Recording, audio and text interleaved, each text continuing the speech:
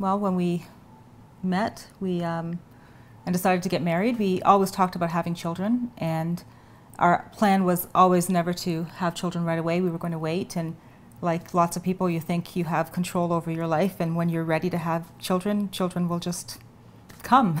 And right. Unfortunately, that's not what happened.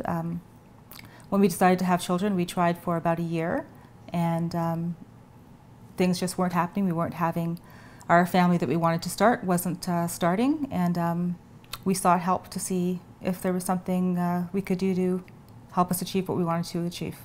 Well, before the treatment, I mean, I had researched a lot about what was involved, and felt comfortable and confident in my physician, and we approached it as together that this is what we wanted. So before, I felt excited and anxious and hopeful that things would work out really well.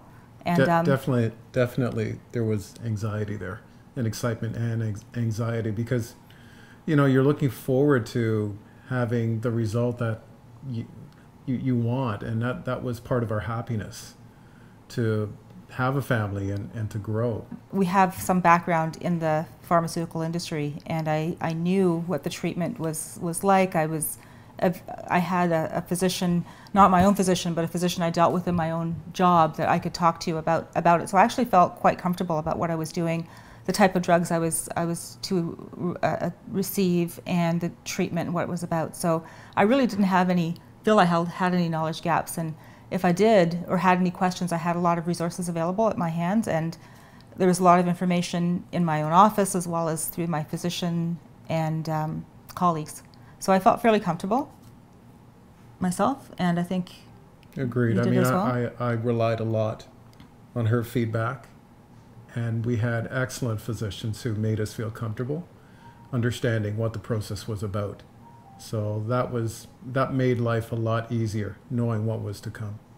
Yeah, and during the treatment, I think the question before, I mean, it's a process. It's a process where you have to, you're in a regimen. You get up early in the morning, you go have blood work done, and they're checking and monitoring to see how you're doing. And you meet a lot of people in the same situation that are similar situations. So you share stories, you get friends, and I think there's comfort in people who are sharing similar experiences. So it made it sort of easier during the experience to have people to go through this with. And actually, some of the people I met sitting in line waiting for blood to be drawn are still friends today, and I think that's amazing.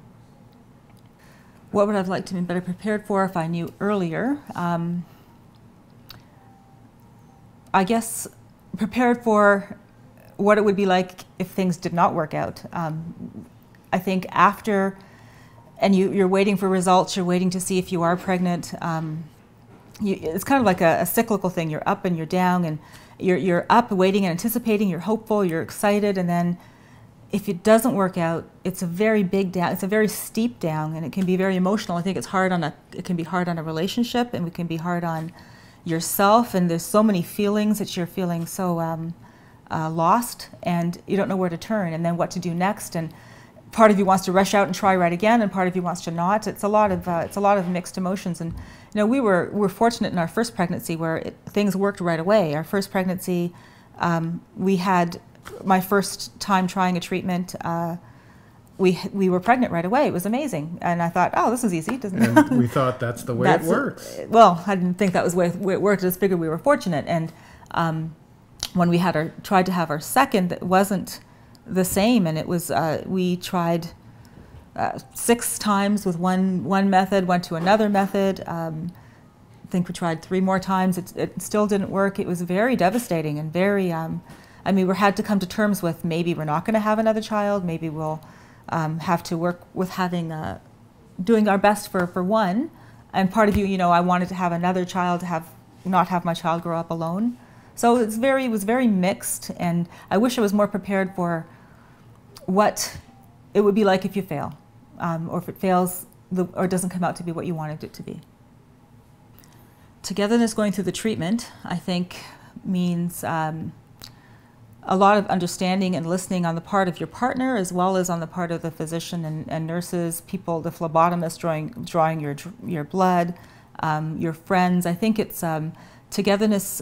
It means for a lot of listening and understanding. There's times when I think I felt quite alone, or I wasn't sure if my husband knew what I felt, or really understood what I felt, because being the woman, I think you go through, the procedure you're going through is really a lot to do with you, and your partner is there supporting you, and it's hard to sometimes feel like you have all of that connection going on. But if you have a good partner, I'm not saying it's easy, because I mean, we had our ups and our downs, and there were times I think it was difficult for him, and I think also for me, I had to understand that he's also going through something as well, and it's not just me. I think the togetherness means having an understanding that it's not just you in it. It's not just you involved in this. Although being the woman, you're there. I mean, my husband wasn't there in line with me for my daily blood drops or temperature checks or whatever we were doing, but he was there with me throughout everything else. And also, I wasn't there to know how he felt. So I think togetherness just meant trying to understand that we are in it together, and we have to understand that the feelings were not just mine or not just his, but we shared them together, and we were both wanting the same thing. So, and also being ready to support your partner, and being supportive and trying to understand what that meant. Yeah, sometimes I felt like, I don't know how you can put up with me crying all the time. Like sometimes I felt like a manic depressant. I was happy when going through the treatment, and then treatment was over and you're waiting and you get your result and say it was negative, then I'm in tears. I'm in the doldrums for quite a while till the next cycle comes along. So it was, I'm sure, difficult for him dealing with me during those periods. And that's where the support comes in. Yeah. I wouldn't trade it for the world. I read a newspaper article just the other day talking about children and how don't think they can make you happy. And I think that could be true. Children, you can't think they'll fix things, or it's not the solution to any problems. But I think having children, I think you look back and you see the world through their eyes, and it makes my world so much better. I love learning through their eyes. I love when my child comes up to me and asks me a question and thinks I know the answer. And sometimes I do, and sometimes I don't, and I try to go with the flow. And what's wonderful is I'm learning with them, and I wouldn't trade it for the world. They make my life complete, and I wouldn't want it any other way. It's been a joy to see what you dreamt come true, especially since it did take us it was a struggle to have them. So I think you're more appreciative of when they are around. That doesn't mean that life is easy. You still deal with kids, their ups and downs as well, and sometimes you lose patience, and then you realize that you're their anchor, and quite honestly, they're our anchor as well, and we appreciate that. Yeah, it's quite a big charge. You're given charge to guide a person's life. It's a huge responsibility, and hardest job in the world. But we love our job. I'm happy to have it. Yeah, absolutely.